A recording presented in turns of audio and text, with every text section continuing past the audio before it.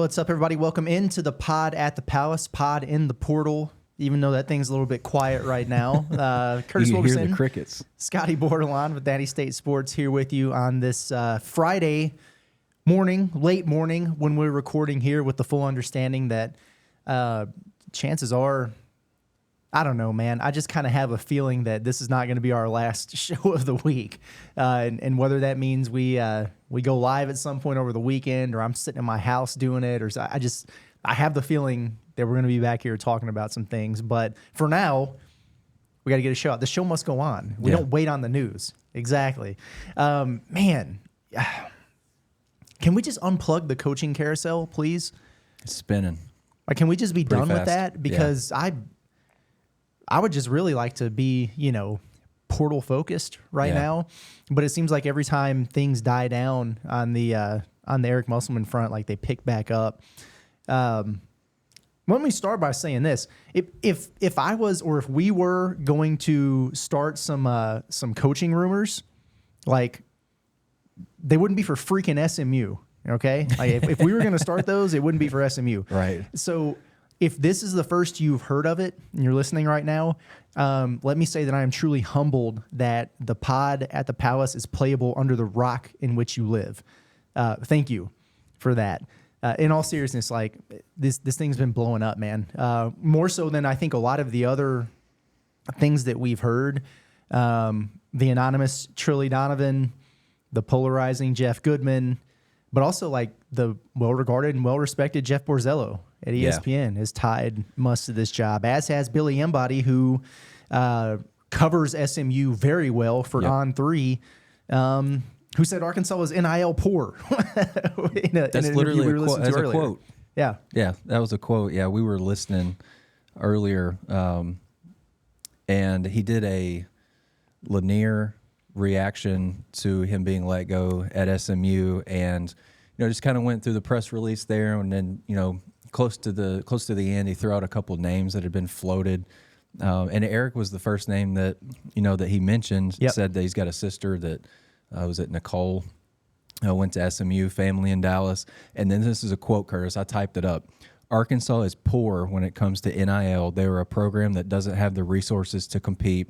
He said a couple other things that were kind of related to that. And then he said, quote, right now they don't have the money to compete. Meanwhile, Billy has said the words war chest of money, and SMU is going big game hunting. And basically, like, SMU has shelled out a whole lot of money to let Lanier go after 2 seasons. His second year, they actually made some improvements, made the NIT. Didn't he win 20 games this year, or am I crazy? Yeah. And I believe, I could be wrong about this, but I think they played Indiana State in the NIT. And yeah, I mean, they're just really wanting to find a winner at the head coach spot, and someone who will make an impression, a great first impression in the ACC, which is, very 2024. That's where SMU's going, is to the Atlantic Coast Conference. Yeah. But they want somebody who will make an impression there, bring a lot of energy and passion to that job, and not just make the impression, but compete in the ACC. So yeah, they're like he said, they're going big game hunting, and think they can make a splash. Right, big oil money down there. So if anyone's doubting the funds, you shouldn't, because they're certainly there. And I've read it all about Muss's sister and her fiance is loaded, and big donors, whatever. But I think what a lot of that boils down to is, he could probably command a large salary there, and have autonomy with the NIL funds. And so in a lot of cases, like, it's not always about how much NIL you have, it's how much you get to utilize it. Like you control those decisions. And I think that maybe some of the issue right now, and I do think they need more NIL at Arkansas than they're currently working with. But I don't know that it's a situation where Muss has the green light to say, hey, we got this much in the pot, I want to spend this much on so-and-so. Like, I think there's, I don't know, chain of command's not the right word, but like there's a process to this. Seems to be, yeah. And I feel like he would prefer, this is your pot, do with it as you wish. Yeah, I think Kinda deal. autonomy is a good word. Yeah. For that, for sure. I think he would like to have say so in the way that money is distributed. And based on what you said the other day, like we were talking about the Big East, 6 schools had $2 million in the pot, and 3 of them made the tournament, and Arkansas didn't have that. Yeah. Right. So, Tough. I mean, in this climate, you got to have money to spend money to generate rosters and generate more money. Yeah. And I don't know what's going to happen here. Am I taking it seriously? Yeah. No, I absolutely am. And I think everyone is. I mean, that's why this is not like message board rumor stuff. I mean, it's national level reporting, at this point, with this one. So you have to pay attention to it. And, on one hand, like, it's hard for me to get past the, like, SMU, really? Sure. Of it all. But listen, man, like, Dallas is it's a booming area. It's a recruiting hotbed and an area where Muss has done really well, and he's liked down there, and has had a lot of success on the trail. We know they have boatloads of money. They're upgrading their situation from a conference standpoint, although I don't know how much longer the ACC is going to last, but for a minute, that's going to be a thing. And so, I mean, we got to keep an eye on it. But I keep going back to the same thing, Scottie. Like, Arkansas could quickly put an end to any and all of this speculation, but it hasn't happened, right? Extend him. Yeah. Figure it out. Get Hunter and Muss in a room, and if you want to make this thing work, make it work and get something done. Because there's no way in hell this is helping your recruiting situation right now. It's just not. To just ignore it. It's not doing you any good. Absolutely. And I'm kind of connecting dots. Like, yesterday was super quiet. Very quiet. Porter-wise, there was like one kid that popped out there that had we just had another one that had report. Are you serious? As we started, but I've got him. Don't worry about it. We'll talk about it later. Okay. Of course, man. As soon as we hit record, I was like, oh, we there wrapped it is. up recording yesterday, or it was well after we were finished. We were getting ready to actually head home, and I'm like, man, it's crazy. Has this been just nobody today? And then as soon as I said that, somebody popped, and of course, as soon as we start recording, happens again. Yeah, of course. Just connecting dots, though. For sure. And you're right. Like, it has been quiet, and I mean, it's easy in this situation to, look at the reporting on the coaching carousel stuff and be like, oh, I wonder if that's if there's correlation there. I get that is, like you said, it's hard not to connect those kind of dots, and I don't get it. And listen, I'm sure there are levels to this. There's strategy involved, and even if you don't have an extension worked out, or you're not even trying to, but you're, content at Arkansas or whatever, maybe, like, how hard is it to tweet a picture of a Razorback? Or, just something, how the fans, like, people they jump all over that, and it would flip the narrative right away. You'd still have a lot of people who are pissed. Like, anything I tweeted last night, I was tweeting about Kentucky choking, and I got people in my mentions like, oh, they beat the hell out of Arkansas twice, and tells you how bad our program is, They really didn't, though. People are still going to be all over it, but it would flip the narrative a lot and generate some momentum, get some support back, because the longer this goes with, like, silence, and I get it, like, you don't respond to every, Twitter rumor and everything like that, but this is different. Yeah. And the longer it goes without a response, it's hard not to believe there's something to it, right? And if there's not, that's on them for not doing anything about it, in my opinion. Yeah. I mean, it could be as simple as, like, you remember when Porter Moser was really, his name was being thrown out there. For what job was that? DePaul? DePaul. Mm-hmm. Yeah. And he sent out like 4 or 5 sentences, and then like a Oklahoma State flag or an OU flag or whatever. And I think it got, a lot of Oklahoma people maybe away from the ledge a little bit. Something like that could be good. Like, my dad texted me not too long ago. Maybe it was when we were going live the other day and maybe talking about some of this stuff. And he's just like, yeah, just a message from someone could do a lot of good. Yep. But I don't know, as of right now, dude, it just doesn't seem like there's a whole lot of interest in, putting something out there to try to appease folks. Yeah.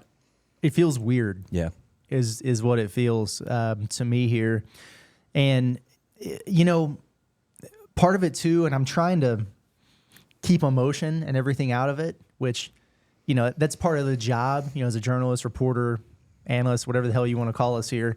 But I'm invested in this program and its success and all those things. So like I care, like it matters to me, and this has been exhausting to be honest with you. But I try to think about it and step outside the box and take a big picture view. And it's been a very quiet 24 hours or so in the portal, but that's not just at Arkansas. Honestly, like I kind of think a lot of people like me and you, Scottie, and, you know, national recruiting guys, even players, like they've been constantly just on their phone and submersed in this portal stuff since Monday, that maybe they kind of use the start of March Madness as a temporary reset. Sure. And I think back to like the last 3 years being on the road covering the NCAA tournament.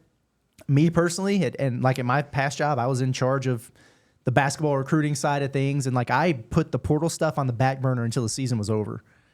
And so you know. During the tournament, you mean? Yeah. Yeah. Yeah. And I'm not saying that, I'm not saying the staff is doing that, because I don't think they are. I don't think other staffs are. But in terms of the people who are doing the digging and finding out who's contacting who and what's going on, like I think you get to a point where you kind of need a little bit of a reset. Yeah. And that might be part of what's going on right now, with things being a little quiet. That makes sense. I hung out with you a lot the last 2 tournament runs, and I don't remember just a ton of recruiting stuff. Oh yeah, coming from you, and I would have taken notice because I'm not a recruiting person at all. Sure. But yeah, I think that's a good point. I think that's like you said, a good like bird's eye view of things. And I mean, ball is on from 11 o'clock until, was it midnight? I fell asleep at like 11 o'clock last night and missed some good ball, which I'm really frustrated about. But I think you're right. It could be, you know, a good reset for a lot of How's people. FAU doing right now, by the way?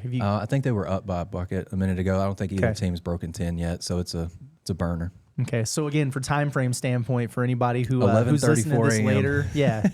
We reached like the second media timeout of FAU and Northwestern. Right, 11:34 a.m. So if anything stupid that happens, there's your frame between now and the end of the day, there. you understand why it hasn't been talked about yet, but it will be if it needs to be. Yeah, man. I mean, I did some digging last night and this morning just to see if maybe anything was cooking, you know, really on the portal front for Arkansas in terms of potential visits. You know, weekends usually can get guys on campus, whatever. For one, Arkansas really likes to keep those things under wraps as much as they can for competition's sake. Sure. Like if other schools who are recruiting a kid find out they're on a visit somewhere, then they're gonna ramp it up. And you want kids to be unbothered while they're here. You want to keep them off your trail and everything. So in a lot of cases, like unless a kid leaks it himself or he, you know, gets to Fayetteville and posts on his IG or something on his Instagram story. Yeah, like you don't hear a lot about it. But it, you know, there are cases where we'll get, you know, a list or some names, and you just kind of keep that to yourself or whatever. Maybe you can tease it like, hey, you know, they might have some guys on campus. I don't think that's the case right now for Arkansas, based on what I've gathered so far. And again, it's still early in the day, but interestingly, and this is more common during portal season for sure than it is like with high school recruits, but the visits don't matter as much nowadays, man. They just don't. And in fact, I was told that a lot of kids just are not interested in taking visits right now. In some cases, full disclosure, like it's been a thanks but no thanks in conversations with Arkansas. But in a lot of ways, this is, I mean, it's like NBA free agency where it's, I'll take your phone call, I'll listen to your sales pitch, show me that NIL bag, and I'll get back to you. Yeah. And that's a lot of what's going on, as opposed to, let me see the cafeteria and you know, the weight room and everything. It's the Jones Success Center, the practice facility, Bud Walton, all those amenities. It's about, they're just not really into it. Yeah, it's here's what's your pitch, what can you do for me, how can you get me to the league, what's my role, and what's my NIL look like. Yeah. Okay, cool. I'll talk to my people and get back to you. Right. And that's, to sum it up, like exactly what's going on. And so, you know, and that's kind of the uncertainty about the transfer portal is, You know, a lot of times like you get a kid on a visit and then you're just on alert that whole time thinking, all right, hey, you got him here, like things could pop. And when that happens, we will be. But for now, it's, well, like the contract has been offered essentially, and you just wait on a kid to make a decision, see what happens. Yeah. You keep calling them, whatever, have other people reach out to them, whatever. Maybe you even go visit them at home, and then see what you wind up with. Does kids not being, I guess, interested in visiting, does that make the recruiting easier, but also make your feeling about the kid uneasier? I think so. It's just uncertain, like, and I like think really gauging his level of interest. Level of interest for sure, and then also, like, what am I trying to say? Like gauging fit. Yeah. Right? And personality mesh and everything. Yeah, you can learn a nothing- lot by spending a weekend with a kid. Yeah, I think and it's like coaches kind of and- the Zoom thing that we've gotten used to. We Yeah. know these people through a screen, but you get that one-on-one personal interaction with them. It's just the vibe is like you can pick up on a vibe and whether it's good or not, and you know what the kids like to be around, his demeanor, what he likes and doesn't like, and that kind of stuff. And I think visits are a thing for a reason. Like you just you can get so much intel and info on a kid that you just can't get from picking up the phone and calling him and hearing what his voice sounds like and what his demands are and stuff. And I mean, you know, and it's probably easier to demand stuff over the phone than it is in person. oh yeah. Yeah. Oh, For sure. For sure. It's a lot easier to do that. Man, like, yeah, that's really interesting. And I think back to like maybe last year during portal season, and let's see, Minifield committed before visiting, and he visited later in the summer after he was already committed and all that. Who was next? T. Mark visited. Yeah. Battle visited. Davenport did not. L. Ellis did not. Are you seeing the... You know what I mean? Yeah. Yeah. So that. Chandler Lawson did. So, you know, there you go. I don't know if there's something to that. And hey, It makes in sense, fairness, though. like, and it was kind of still weirdly COVID regulated in a way, but like Aldis Tony didn't visit and Stanley Mude didn't visit before they, you know, committed and everything. So whatever, but just based on the last year or so of sample size, that's interesting. And, to say the because least. of COVID and, you know, the Zoom phenomenon and whatever, everything went kind of virtual. Like there are virtual visits now, right? Like you can take a kid, you can probably shoot a kid a link and be like, hey, here's what we got. And you don't even have to leave your house to check us out. So there's even that element to it. Right. I think a lot of kids just want ease. They just want what they want, what they think they can get, and they want it to be easy, probably. I don't know. Am I turning into an old man? Maybe. You're not yelling at clouds, I'm getting though. up Like there. I'm just kind of, that's just, I've got kids and they want things to be easy. Yeah. You know? I want things to be easy. Sure. Right now, I And would so love kids, that. they just kind of want to put out what they're, kind of what they want. And then, you know, if I can check you out in 5 minutes online instead of flying down here to check everything out in person, they're probably going to do it. Mm-hmm. Yeah, for sure, man.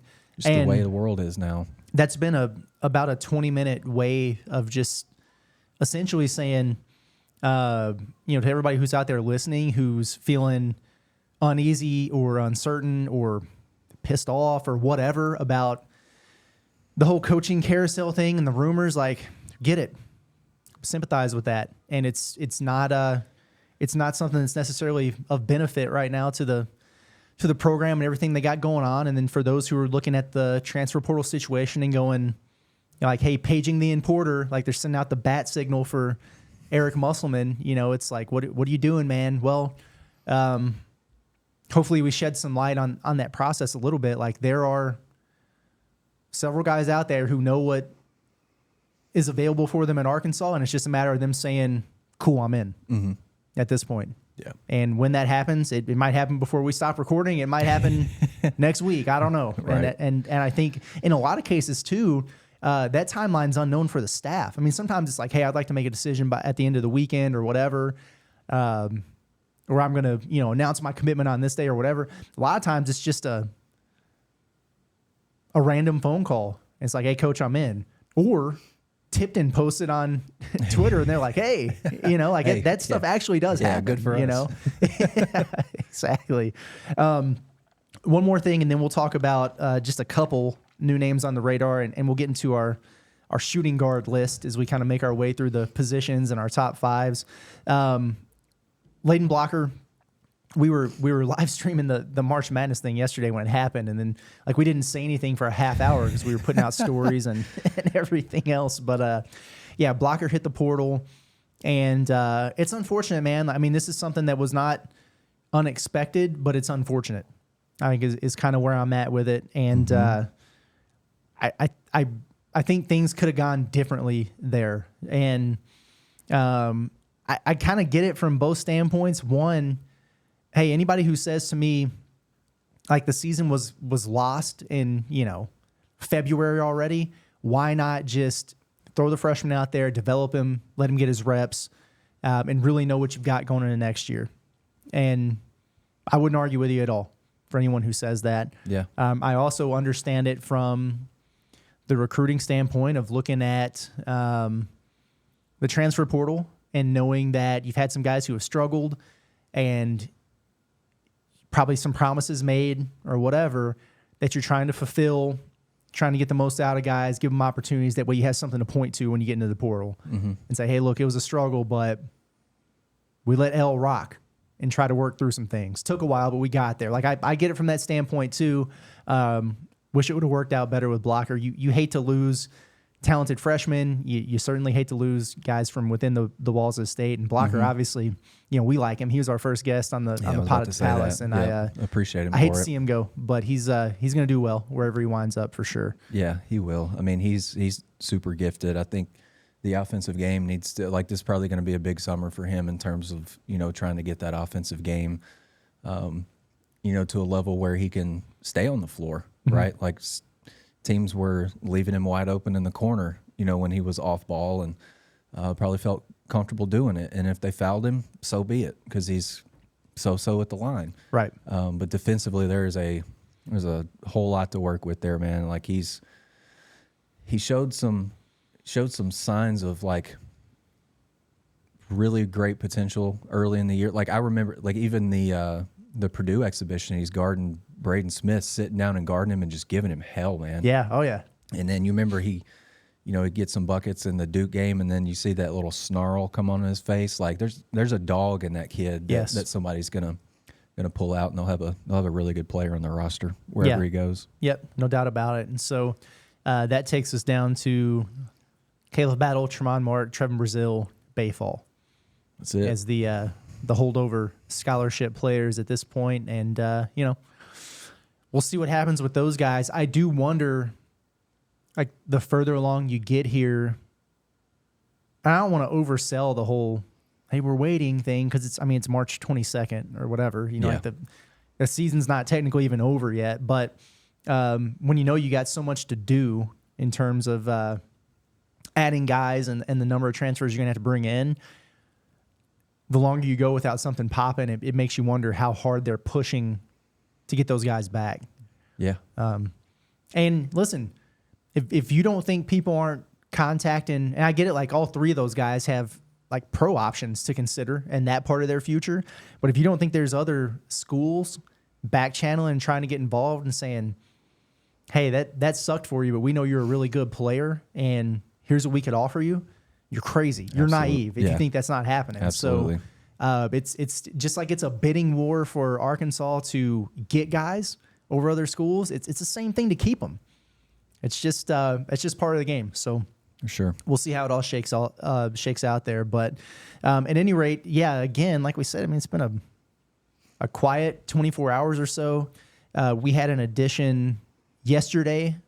Scottie, if you want to talk about that cat, and then I've got us covered for the new guy this morning. I was just pulling him up actually too. Perfect. Yeah, the one yesterday was Deshaun Jackson, 6'11", 260-pound forward. Oh yeah, I like him. From Charlotte. I liked him too. He visually, at first, a little bit of Armando Bacot, but I put his build as Trey Thompson-ish. Arkansas hasn't had a big 260 pounds in a minute. And I think there's another kid that you did the profile for, whose build was the size Arkansas hasn't or Fayetteville hasn't seen in a while. Yeah. This one fits in that category too. Sure. 2 seasons at Washington State and played last season at Charlotte. Doubles against Temple and Tulsa. 3 blocks against FAU. But I think what Eric probably likes, number 4 in conference play and free throw rate. So That'll play. And he shoots them pretty well, yeah? Like I think so. 70 some odd I would percent. have to. I thought I saw. Yeah, I would have to look on that one. But yeah, he's a kid that finished around the rim at about a 71% clip, and on 134 attempts. And then he's not, you don't always want a 6'11", 260-pound kid out there shooting jumpers, but he had a CBB analytics had him 10 for 21 on like elbow area jumpers. So it's like a little bit of Makai Mitchell-ish, but with more want to put up a jumper or two. Yeah. Like Kai only did it when he had to. This kid wants to a little bit. Yeah. Not a whole lot though. For sure. No, I liked him a lot. And again, like it kind of goes with the theme. They're hot and heavy after the forwards. Like, so again, I know that part of the reputation from us in the pool is like, oh, he never gets dominant big man or big physical big man. Well, it ain't gonna be for a lack of trying this year, because they pretty much everyone that's hit the portal, they've been connected to in some form or fashion. So 72% at the line, by the way. Oh yeah, you take that from a big fella all day. I mean, hell, you brought Makai Mitchell in as a 50% free throw shooter. You wound up 80. This kid might not miss one. Absolutely. Yeah, 71% at the rim. That was that's well above Division I average for a big man, I would say. So pretty interesting. There you go. The guy that was just added as we started recording here, and I'm glad I saw it so we could talk about him. Kind of an interesting player, honestly. Greg Gordon out of Iona. This is a dude who he left Iona's program for personal reasons, like in late February. Yeah, his last game at Iona was February 18th. I think it was like the last 8 games didn't play. Right. But look, I mean, 6'5" guard from Chicago, 16 points, 7.3 rebounds. So another, guard/wing who rebounds at a high level at his position, which we know that Eric Musselman always likes. I mean, 54.8% from the field for a guard, that you love to see. Doesn't shoot a ton of threes. He took 43, so just, it's close to 2 per game for him because he only played in 24. Shot at 32.6%, so whatever. The weird thing about it, how the hell are you 54.8% from the field and 51.6% from the free throw line? I have not looked at his shot chart yet, but it tells me that this dude probably makes everything around the rim. I'm just going to guess that that's the case. Let me see. And while you're looking at that, just to talk about some other stuff with him, let's go to his game log and see what some of his big performances were. There's some interesting games in there for sure. Holy cow, yeah. 32 points against Niagara on 15 of 22 shooting, so the dude was getting them up. The game before that, he had 28 against Ryder, 10 of 17 from the field. The game before that, he had 35 on Fairfield, 13 of 18 from the field. Yeah, he can score. You go down to the bottom, Charleston. Yep, in the tournament. Team, 18, 14, and 3 blocks. That'll play. Long Beach State tournament team. They just went out pretty sad yesterday. 12 and 11. Yep. Colorado tournament team, 19 points. Hofstra, didn't really do much against them. I just got excited when I saw Hofstra. I think it's just, was it Darlingstone? Yeah. Yeah. Yeah, the nice little matchup there. So, hey, man, there's something to this kid. You were right about his rim attempts, 69%. Nice. On 162 attempts. Yeah. 162 rim attempts. That's what I'm talking about. For a 6'5" guard. Downhill. Just get those FTAs a little bit higher, and and you are Eric Musselman's type. If you take that many rim attempts, you should be getting to the line a whole lot more. Oh yeah, than this kid was. Yeah, no doubt about it. No doubt about it whatsoever. Good steal rate. 131 in the country, and I think you'll like this, 19th nationally in offensive rebound rate. Nationally at 6'5". Arkansas has for years frustrated me with their lack of offensive rebounding. Yeah. I remember when Tremont Mark, we're not going to talk about it. No, never mind. We're not doing it. We said we're not doing it. Yep. We You're right. It's fair. yeah, we did a blood handshake. We're not doing it. Never mind. Moving This kid can on. offensive rebound. To wrap up here, and we've been kind of going position by position at kind of listing our top 5 in terms of availables in the portal. We've done big men, we've done kind of the prototypes, the hybrids, and now we're going to move into the shooting guards in the backcourt. Our top 5 availables. I went first the other day, so I'll let you give your list, and we'll see how it compares. All right.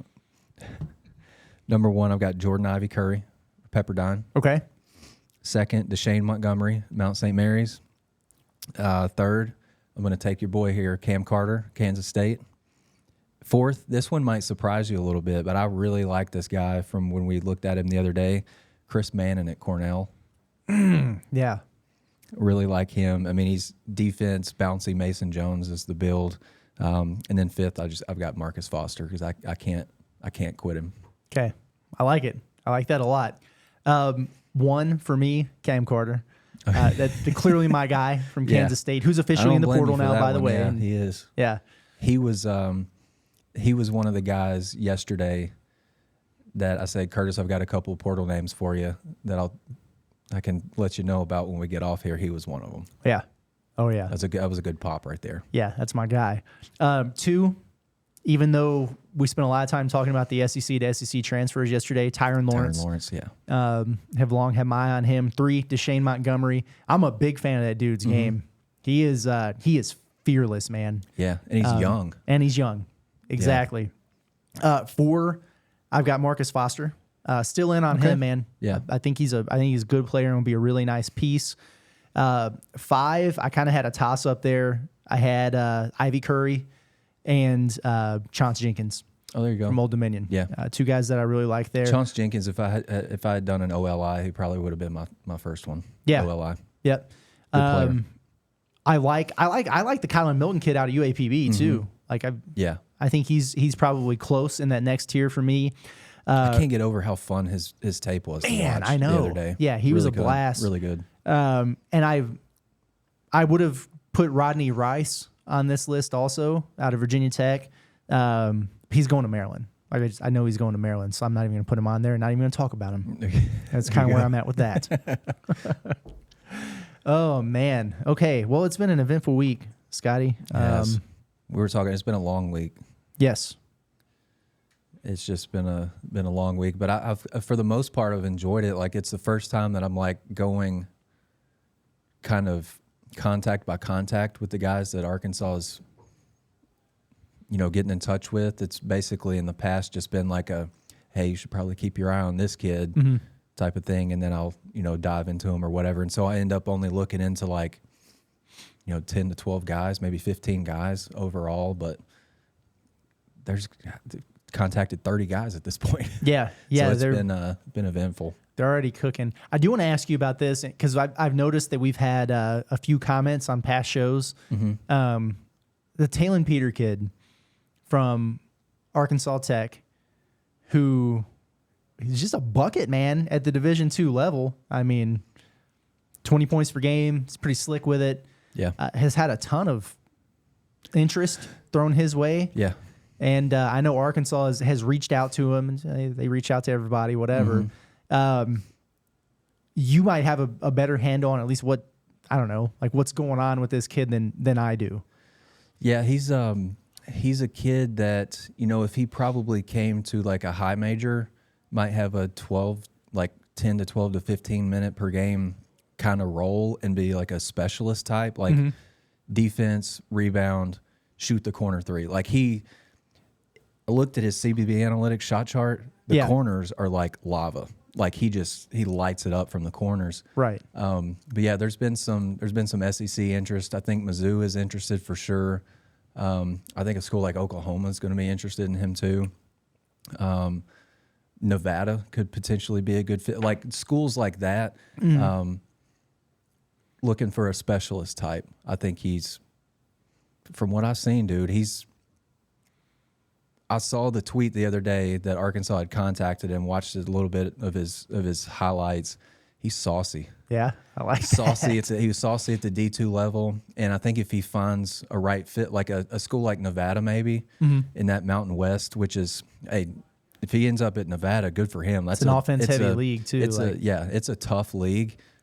Just hasn't done well in the tournament this year. I've heard people call it the mini Big Ten. It's tough. But still, tough. in the regular season, like that's a good league, and it's a school that in Nevada that could maybe feature him more than maybe an SEC school could. But there's SEC interest there for sure. Cool. Okay.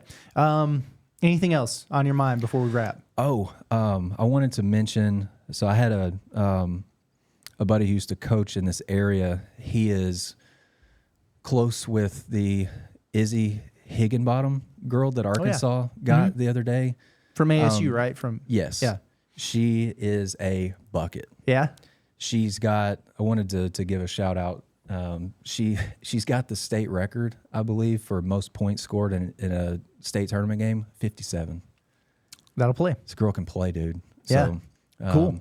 Yeah, Arkansas's got a hooper in that one. I like that. Well, they've lost a couple, so it's nice for them to get one. You got to restock the hoopers. Exactly. Yeah, you have to do that. No doubt about it. Well, Scottie, I'm going to leave you with this. Caleb Battle just tweeted, and he said, "Hate is a wasted emotion. Negative energy is contagious. Tearing down don't bring nobody up. Be different. Build before you destroy." Amen. Preach. That's a banger of a tweet. That's all I got, man. Amen. All right. Well, hey, appreciate everybody for rocking with us throughout the course of this week. If things get weird, things pop off, Arkansas adds some guys, whatever happens, we'll be back over the weekend. Otherwise, we'll see you on Monday. But thanks again for rocking with us. Pod at the Palace, Pod in the Portal. Scottie Borderline, Curtis Wilkerson, Natty State Sports. We'll catch you guys, I don't know, man, sometime soon. Just next time.